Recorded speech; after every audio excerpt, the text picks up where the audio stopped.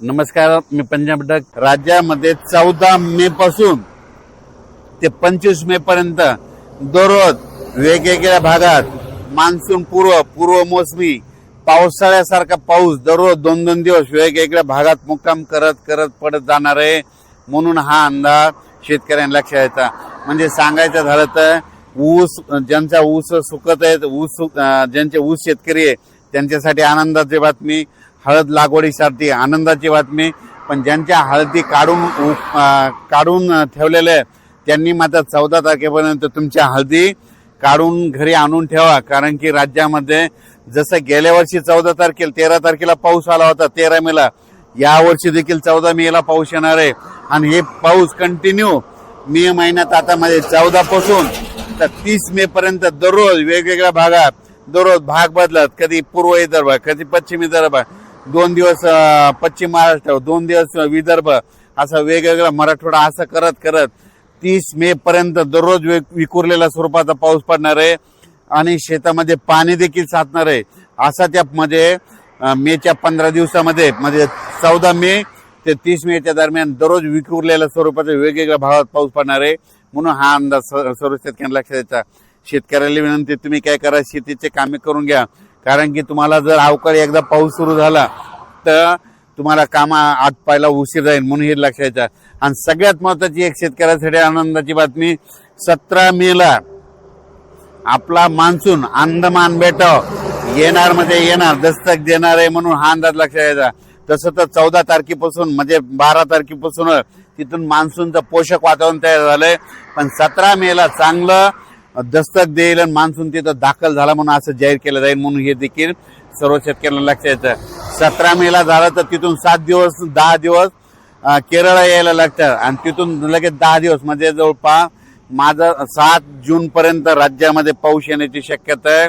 म्हणजे मोसमी पाऊस येऊ शकतो. म्हणून हा अंदाज लक्षात येतात.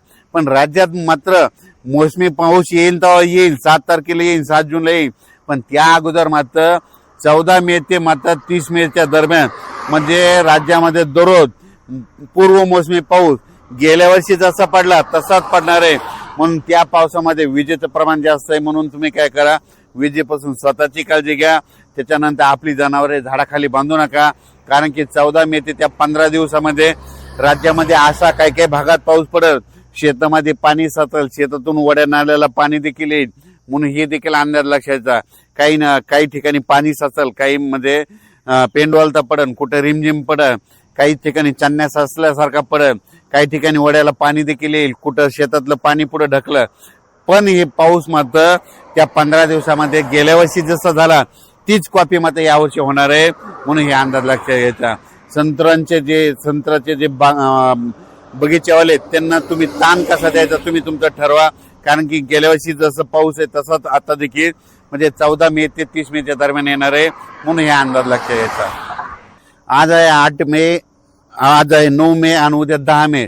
आज देखील विदर्भामध्ये वर्धा, नागपूर, भंडारा, गोंदिया, चंद्रपूर, यवतमाळ, वाशिम, हिंगोली, बुलढाणा, अकोला, अमरावती, नांदेड, परभणी, जालना, बीड, धाराशिव, लातूर, सोलापूर, सातारा, सांगली ह्या पट्ट्यामध्ये आज देखील रात्रीच्या विजेच्या कडकडासह म्हणजे बऱ्याच ठिकाणी जिल्ह्याच्या ठिकाणी बऱ्याच 10-20 गावामध्ये अवकाळी पावसाची हजेरी लागलेली दिसत.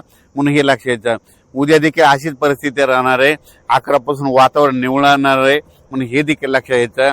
आणि त्याच्यानंतर सांगायचं, उत्तर महाराष्ट्रात देखील आज मध्ये नाशिक झालं, नंदुरबार, धुळे जिल्ह्यात देखील आज देखील 9 तारखेला बऱ्याच ठिकाणी आज देखील दुपारनंतर तिकडे पावसाच्या सरी दिसतील. म्हणून ह्या अंदाज लक्षात घ्यायचा. हे पाऊस मात्र खूप जास्त प्रमाणावर नाही, पण 14 मे ते 25-27 मे पर्यंत पाऊस पडणार आहे. मात्र ते मात्र राज्यामध्ये ठिकठिकाणी दररोज वेगवेगळ्या भागात 2-2 दिवस वेगवेगळ्या भागात मुक्काम करत ते पाऊस पडणार आहे. आणि शेतकऱ्यांना मशागतीचे कामे करण्यासाठी चांगलं राहणार आहे. आणि जर ज्या ठिकाणी जास्त पाऊस पडला तर एकदा तणाचा उल्पा देखील निघतं. म्हणून शेतकऱ्यासाठी मशागतीसाठी पाऊस चांगला राहणार आहे. ऊस शेतकऱ्याला ज्यांना पाणी कमी पडायला त्याच्यासाठी चांगला राहणार आहे. ज्यांना हळद लागवड करायची त्यांच्यासाठी चांगला राहणार आहे. सिल्लोड भागातल्या शेतकऱ्यांनी मिरची लागवड केलेली त्या मिरचीसाठी ती पोषक ठरणार आहे. म्हणून हे लक्षात घ्यायचं. म्हणजे सांगायचं झालं तर काही जणांना फायदा होईल, काही जणांचं नुकसान होईल. म्हणून नाण्याच्या दोन्ही बाजू या पावसामध्ये होणार आहे, म्हणून हे देखील लक्षात घ्यायचं. अचानक वातावरणात बदल झाला तर उद्या एक लगेच मेसेज दिला जाईल. धन्यवाद. आणि राज्यातल्या वीट उत्पादकांना सांगू इच्छितो की तुम्ही 14 तारखेपर्यंत तुमचे वीट उत्पादन चालू राहते, कारण की 14च्या नंतर ते 30 पर्यंत सारखा पाऊस राहणार आहे. म्हणून तुम्ही तुमचा वीट चालू ठेवायचा का नाही ठेवायचा हे तुम्ही तुमचं ठरवायचं, कारण की 14 मे ते गेल्या वर्षी जसा पाऊस सुरू झाला तसंच यावर्षी देखील 14 मेला पाऊस सुरू होणार आहे. आणि 17 मेला मात्र अंदमान बेटावर मान्सून दस्त देणारच आहे. म्हणून हे अंदाज सर्व शेतकऱ्यांनी लक्षात घ्यायचा. अचानक वातावरण बदल झाला तर परत एक मेसेज दिला जाईल. धन्यवाद.